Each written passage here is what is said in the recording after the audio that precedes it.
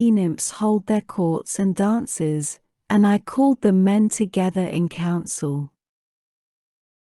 My friends, said I, we have meat and drink in the ship, let us mind, therefore, and not touch the cattle, or we shall suffer for it, for these cattle and sheep belong to the mighty Sun, who sees and gives ear to everything.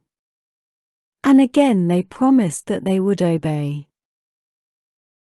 For a whole month the wind blew steadily from the south, and there was no other wind, but only south and east, 105. As long as corn and wine held out, the men did not touch the cattle when they were hungry. When, however, they had eaten all there was in the ship, they were forced to go further afield, with hook and line, catching birds, and taking whatever they could lay their hands on, for they were starving.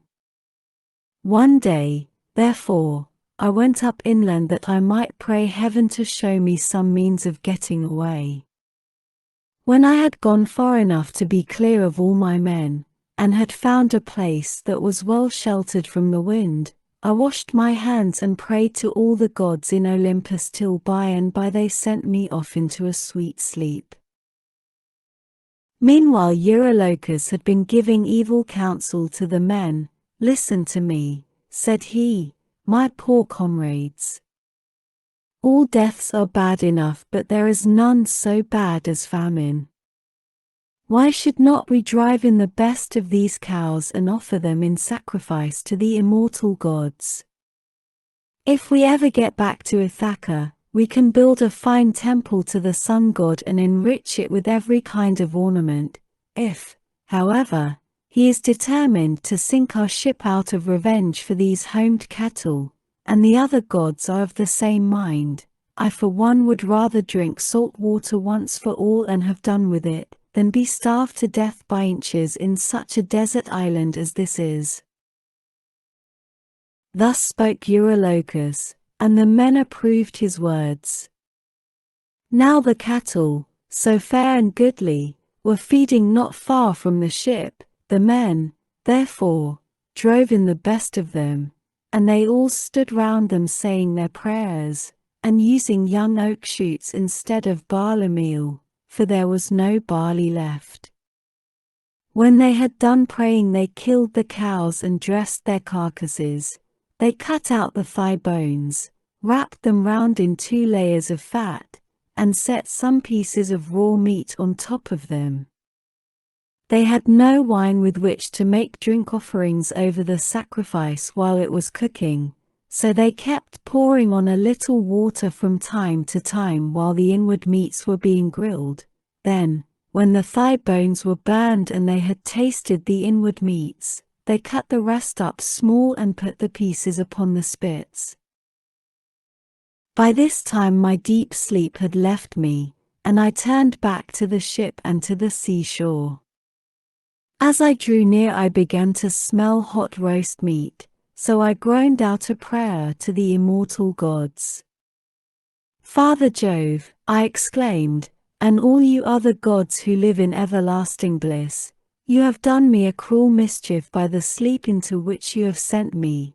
See what fine work these men of mine have been making in my absence. Meanwhile Lampeter went straight off to the sun and told him we had been killing his cows, whereon he flew into a great rage, and said to the immortals, Father Jove, and all you other gods who live in everlasting bliss, I must have vengeance on the crew of Ulysses' ship. They have had the insolence to kill my cows, which were the one thing I loved to look upon, whether I was going up heaven or down again. If they do not square accounts with me about my cows, I will go down to Hades and shine there among the dead. Sun, said Jove, go on shining upon us gods and upon mankind over the fruitful earth. I will shiver their ship into little pieces with a bolt of white lightning as soon as they get out to sea. I was told all this by Calypso, who said she had heard it from the mouth of Mercury. As soon as I got down to my ship and to the sea shore, I rebuked each one of the men separately, but we could see no way out of it, for the cows were dead already. And indeed the gods began at once to show signs and wonders among us, for the hides of the cattle crawled about, and the joints upon the spits began to low like cows, and the meat, whether cooked or raw, kept on making a noise just as cows do. For 6 days my men kept driving in the best cows and feasting upon them, but when Jove the son of Saturn had added a 7th day, the fury of the gale abated. We therefore went on board, raised our masts, spread sail, and put out to sea. As soon as we were well away from the island, and could see nothing but sky and sea, the son of Saturn raised a black cloud over our ship, and the sea grew dark beneath it. We did not get on much further, for in another moment we were caught by a terrific squall from the west that snapped the forestays of the mast so that it fell aft, while all the ship's gear tumbled about at the bottom of the vessel. The mast fell upon the head of the helmsman in the ship's stern, so that the bones of his head were crushed to pieces, and he fell overboard as though he were diving, with no more life left in him. Then Jove let fly with his thunderbolts, and the ship went round and round, and was filled with fire and brimstone as the lightning struck it. The men all fell into the sea. They were carried about in the water round the ship, looking like so many seagulls, but the god presently deprived them of all chance of getting home again. I stuck to the ship till the sea knocked her sides from her keel, which drifted about by itself, and struck the mast out of her in the direction of the keel, but there was a backstay of stout ox thongs still hanging about it, and with this I lashed the mast and keel together, and getting astride of them was carried wherever the winds chose to take me. The gale from the west had now spent its force, and the wind got into the south again, which frightened me lest I should be taken back to the terrible whirlpool of Charybdis. This indeed was what actually happened, for I was borne along by the waves all night, and by sunrise had reached the rock of Scylla, and the whirlpool. She was then sucking down the salt sea water. 106. But I was carried aloft toward the fig tree, which I caught hold of and clung on to like a bat. I could not plant my feet anywhere so as to stand securely, for the roots were a long way off and the boughs that overshadowed the whole pool were too high, too vast, and too far apart for me to reach them, so I hung patiently on, waiting till the pool should discharge my mast and raft again, and a very long while it seemed. A juryman is not more glad to get home to supper, after having been long detained in court by troublesome cases, than I was to see my raft beginning to work its way out of the whirlpool again. At last I let go with my hands and feet, and fell heavily into the sea, hard by my raft onto which I then got, and began to row with my hands. As for Scylla, the father of gods and men would not let her get further sight of me, otherwise I should have certainly been lost. 107. Hence I was carried along for 9 days till on the 10th night the gods stranded me on the Aegean island, where dwells the great and powerful goddess Calypso. She took me in and was kind to me, but I need say no more about this, for I told you and your noble wife all about it yesterday, and I hate saying the same thing over and over again. Book 13. Ulysses leaves Scheria and returns to Ithaca. Thus did he speak, and they all held their peace throughout the covered cloister, enthralled by the charm of his story, till presently Alcinous began to speak.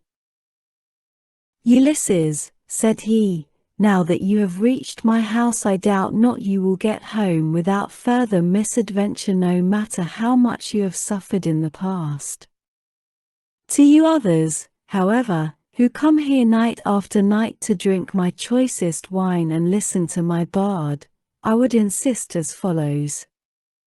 Our guest has already packed up the clothes, wrought gold, 108, and other valuables which you have brought for his acceptance. Let us now, therefore, present him further, each one of us, with a large tripod and a cauldron.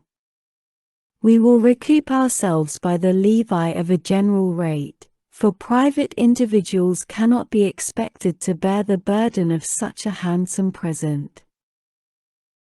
Everyone approved of this, and then they went home to bed, each in his own abode.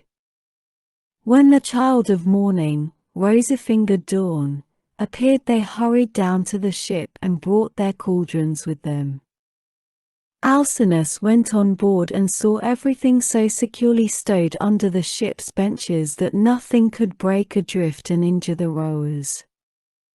Then they went to the house of Alcinous to get dinner, and he sacrificed a bull for them in honor of Jove, who is the Lord of all. They set the steaks to grill and made an excellent dinner, after which the inspired bard, Demodocus, who was a favorite with every one, sang to them, but Ulysses kept on turning his eyes towards the sun, as though to hasten his setting, for he was longing to be on his way. As one who has been all day ploughing a fallow field with a couple of oxen keeps thinking about his supper and is glad when night comes that he may go and get it, for it is all his legs can do to carry him, even so did Ulysses rejoice when the sun went down. And he at once said to the Phaeacians, addressing himself more particularly to King Alcinous, Sir, and all of you, farewell. Make your drink offerings and send me on my way rejoicing, for you have fulfilled my heart's desire by giving me an escort, and making me presents, which heaven grant that I may turn to good account. May I find my admirable wife living in peace among friends. 109. And may you whom I leave behind me give satisfaction to your wives and children, winking sad smiley. 110. May heaven vouchsafe you every good grace, and may no evil thing come among your people. Thus did he speak. His hearers all of them approved his saying and agreed that he should have his escort inasmuch as he had spoken reasonably. Alcinous therefore said to his servant, Pontonous, mix some wine and hand it round to everybody, that we may offer a prayer to Father Jove, and speed our guest upon his way. Pontonous mixed the wine and handed it to every one in turn. The others each from his own seat made a drink offering to the blessed gods that live in heaven, but Ulysses rose and placed the double cup in the hands of Queen Arete. Farewell, Queen, said he, henceforward and forever, till age and death, the common lot of mankind, lay their hands upon you. I now take my leave. Be happy in this house with your children, your people, and with King Alcinous. As he spoke he crossed the threshold, and Alcinous sent a man to conduct him to his ship and to the seashore. Arete also sent some maidservants with him, one with a clean shirt and cloak, another to carry his strong-box, and a third with corn and wine. When they got to the water-side the crew took these things and put them on board, with all the meat and drink, but for Ulysses they spread a rug and a linen sheet on deck that he might sleep soundly in the stern of the ship.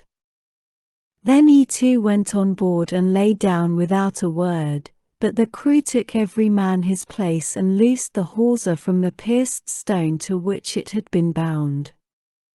Thereon, when they began rowing out to sea, Ulysses fell into a deep, sweet, and almost death-like slumber.